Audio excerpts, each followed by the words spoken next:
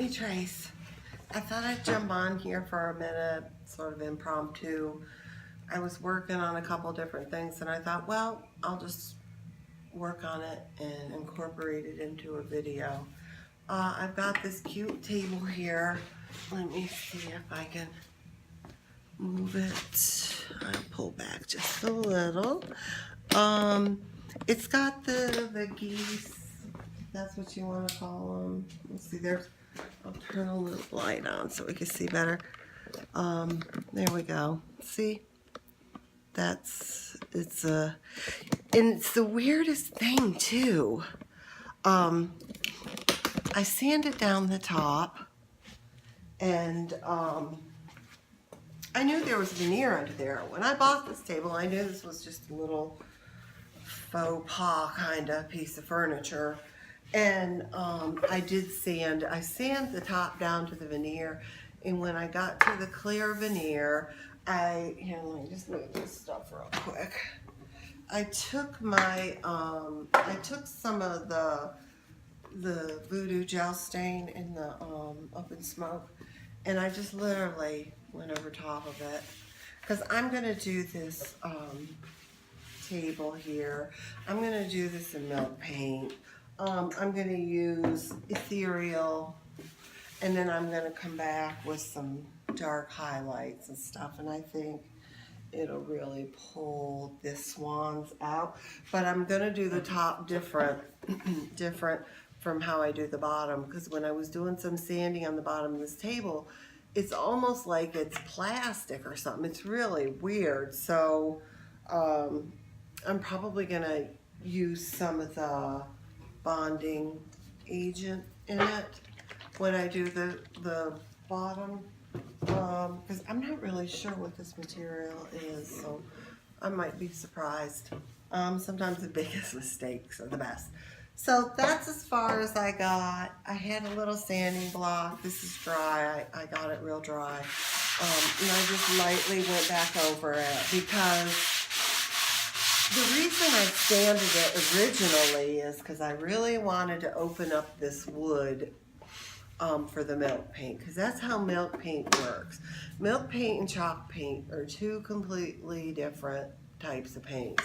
And milk paint needs to have some open something for it to suck in and adhere to. And then there's places where it doesn't, and that's where you get your cracks and your chips and stuff like that.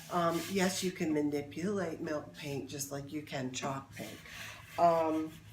But this little table is cute. I can't even remember where I got it. I know I didn't pay hardly anything for it. So I've got my, I've already got a little bit of the ethereal in my bucket. I've got water. You can mix it like a 50-50 ratio. In the beginning, when I did this, I always measured, so don't feel bad if you have to measure, because then you'll really get the right consistency when you don't have to measure anymore.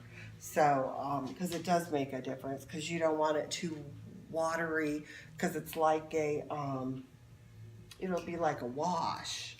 You do not have to have one of these. This is what I prefer to use. I feel like I like the way the paint is after it's been mixed up.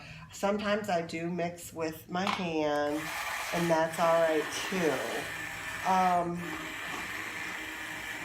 Another thing is too, after you've mixed this up real good, let it sit for a couple minutes, and it'll tighten up a little bit, because you just blended the heck out of it. It's just, I'm on low because this is a shallow bowl and I don't want it all over the place. But that's the consistency. It is right after you blend. I hope you can see that. And let's see here. I'm going to let that sit down for a minute, and I'm going to sit this down and I'll wash that up later. Another thing is to, when I'm doing milk paint, I prefer to use a a China bristle or a real boar's bristle, something.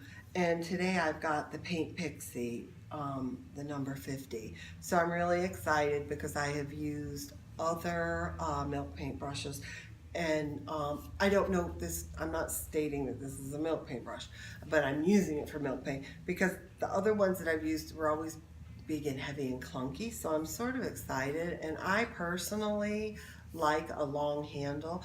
I think this is a stencil brush, to tell you the truth, which it would be perfect for stenciling, but this is what I'm gonna use it for this. So I've been I let this sit here for a minute. Normally, let's see what we got here. Let some of the bubbles go down, break down, because you don't want frothy paint. Can you see the consistency of that coming off the brush like that? That's how I like it for this table. I'm going to do the whole top. Well, I'm going to do the whole thing in white, but I'm going to do the top, and I'm not going to put any bonding agent. I've got some of that gray stain on the wood, so I'm hoping some of that will really poke through on the chips, you know, and get chippy, because I went ahead and re-sanded it over and opened those pores back up. So we'll see what we shall see with this little table, and I'm just going to keep painting it. Like I said, when I go down and do the duck, I know I'm going to put bonding agent in here. I really don't want too much chips and cracks, but I do want to be able to manipulate and distress it a little to highlight the ducks and stuff. So if you get to, this is almost a little thick, you can add water. You can always add a little bit of water and give it another twirl. Okay.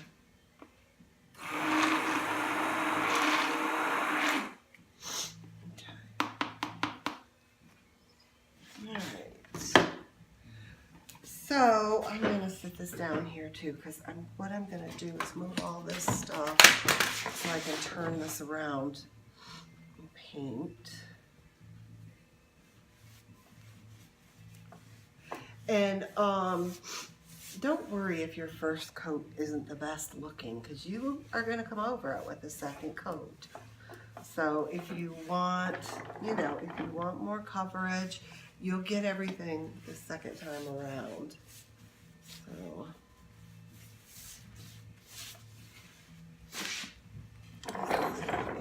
I hope you could see this. I don't know, it's sort of, let me see if I can turn this down just a little more. Okay, there, I'm sorry. I have a new camera, but I'm telling you, I am very challenged when it comes to electronics. And I'm just bullheaded, and I don't like to read instructions either. So I'm just gonna go around this whole table. I think I've got everything. No, let's see a spot here. Right here. I'm gonna get it. Alright. Well, you know what? Let's do this too. I've changed my mind. Let's go ahead and I'll paint the ducks. I'm gonna move this back a little further. Okay. I'm just gonna go ahead. Let's just paint it. Paint it and see what happens without any bonding agent. If we get too much chipping, we can always come back. But see how I said it's white. It's not wood under. It's weird.